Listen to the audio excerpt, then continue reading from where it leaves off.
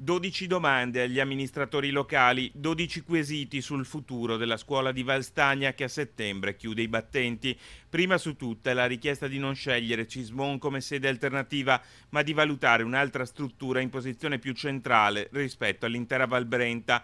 Ma non basta, composizione delle classi, trasporti e tempistiche, futuro, aiuti alle famiglie in difficoltà sono le richieste messe nero su bianco dai genitori. I genitori giustamente di fronte a una situazione come questa chiedono alcune garanzie che noi faremo di tutto per dare. Getta acqua sul fuoco il presidente dell'Unione Montana, che è anche sindaco di Cismon, ma i genitori rimangono critici, puntano il dito contro la scelta di Cismon come sede per la riunione di ieri, parlano di frustrazione e di pericolo di scollamenti, con significativa riduzione degli alunni nel plesso scolastico di Valstagna a beneficio di altre strutture. Il rischio che nessuno da queste parti vuol correre è che i genitori in massa decidano di portare i figli altrove.